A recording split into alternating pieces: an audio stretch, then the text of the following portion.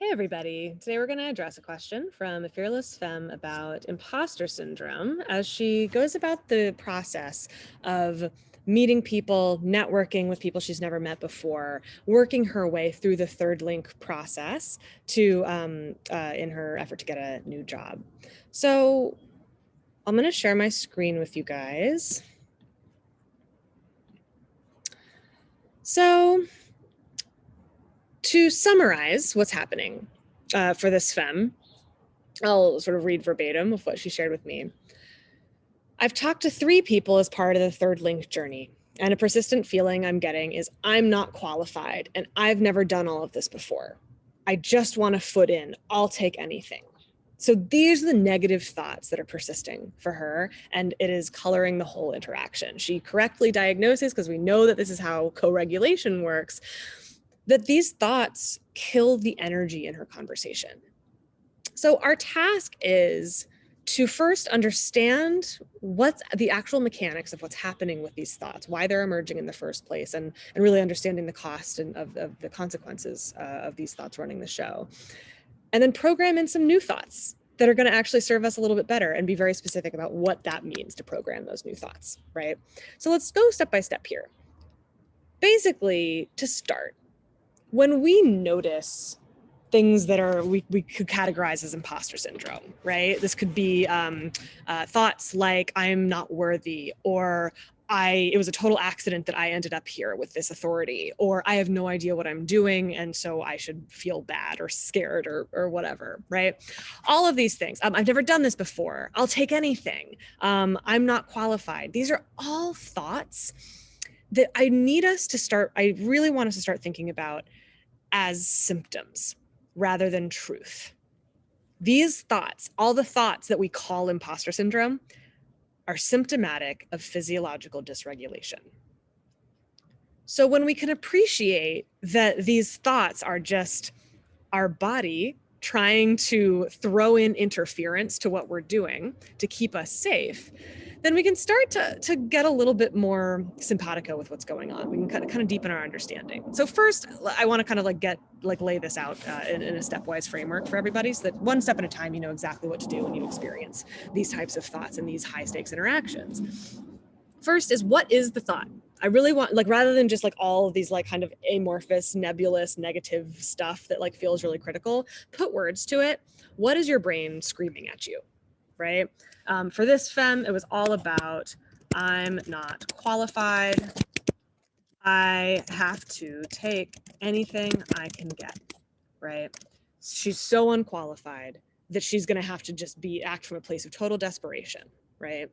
And again, we know that we're not that desperate. We know that we have a lot of history as a testament to our capability and our competence and our ability to learn new things. But that conscious awareness has left the building, because something about this interaction is triggering your nervous system, that fight, flight, freeze, or appease response. And so for this is some version we can diagnose. Is this fight, flight, freeze, or appease? Which flavor do you got going today, right? When I think of I'm not qualified, I have to take anything I can get, I feel like there's a little bit of appease there with the I'll do anything. Just tell them, I'll literally do anything. Just to make the person happy, right? And also a little bit of flight around I'm not qualified, right? So there's sort of a desire to hide, to run away, to not be seen in this particular flavor of self-criticism. So when we can see, again, just mapping these lines that our brain is unspooling for us in these interactions, we can take a look back and kind of identify exactly what they are and figure out which nervous system response is at play. Fight, flight, freeze, or appease. So once we've got that, I think we're going to bold appease and flight here, because that's really what we're seeing for this femme. If we want to, we can then start to deepen some understanding and awareness here with this question of, how long have I thought this about myself? I'm not qualified. This is probably a pretty deep-seated thing, right? For a lot of us, it has to do with childhood, criticism from parents, criticism from other authority figures, right? Past bosses. This could also be from other, from your peers as well. Criticism from peers. Just seeding some ideas here. This is just part of the human experience, right? We experience these types of traumas at a very young age when, as an adult, it might not traumatize us at all. But as a kid, we have a limited ability to understand. You guys know what's up here. It's easier to be traumatized when you're 3. so we can identify the root cause. Take a stab at this. Which is at play?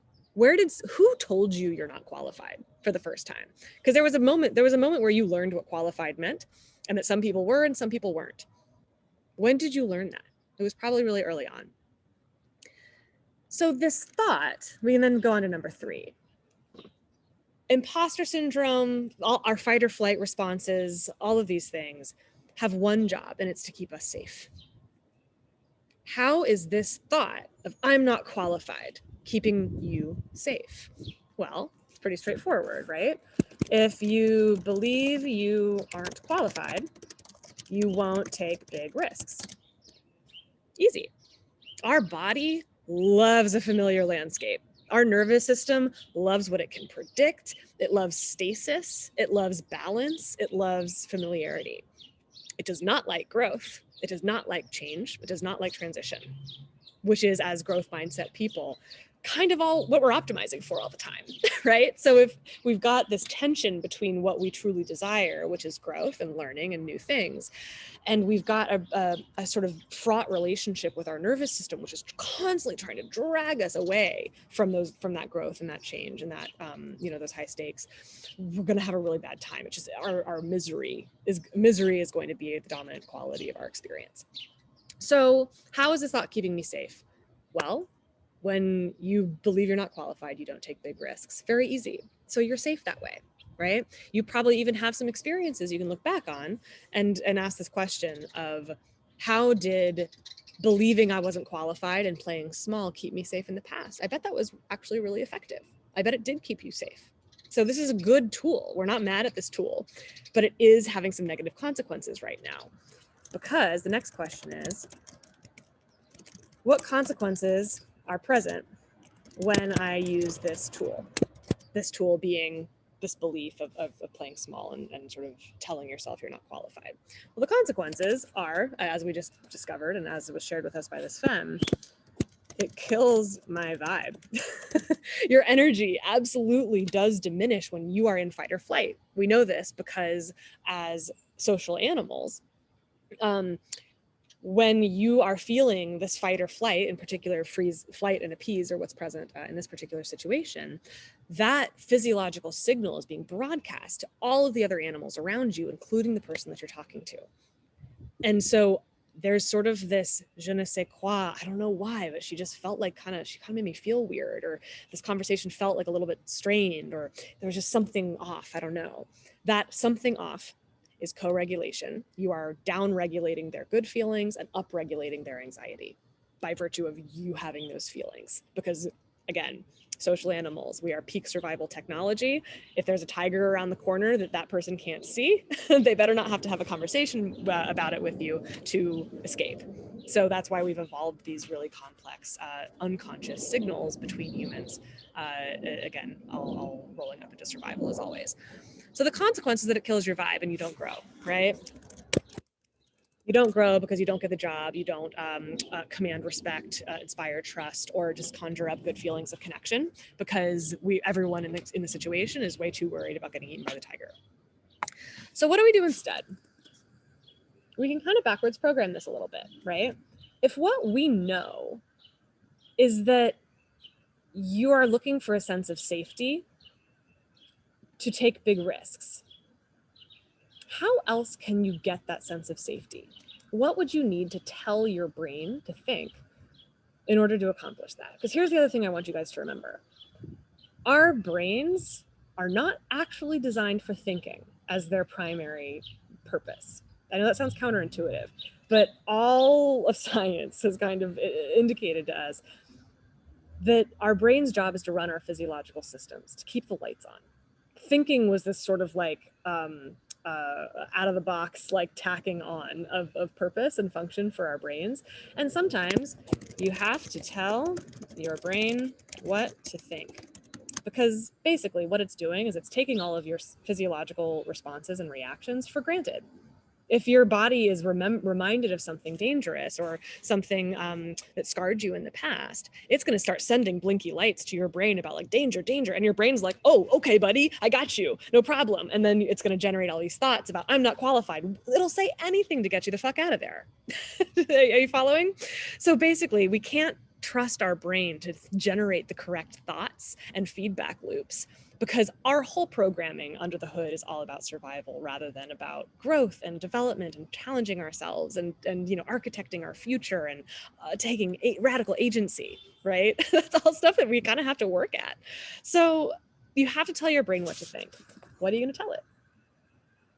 What thought that when you think it conjures up positive emotions? So we can kind of backwards program this about like, how do you want to feel? Probably calm, probably curious. These are always staples. You guys might want to add on to this a little bit to really customize it for you. Calm curiosity is always going to be a good vibe in these conversations, always. Again, if you want to be interesting to other people, you have to be interested in them. That's where the curiosity comes in. Also, when you're curious, you kind of disabuse yourself of this notion that you have to have all the answers somehow. We're all here to learn. So then that sort of gets us a nice segue to the next phase here. What do I have to think with my brain to feel calm and curious? Literally, what's the thought? Write it down. I am safe. It's always a basic one. If you're like kind of at a loss, you are safe because you are. You're just having coffee. So yes, you are safe. There is no tiger here. How about I'm excited to find out what this person loves most about their job. Man, that's a great one.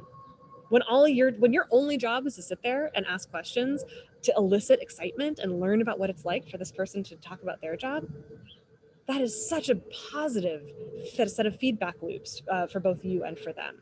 Another good thought that has to do directly with like your objective in this meeting is I am here to share my skills and interests and growth areas with this person. That's it.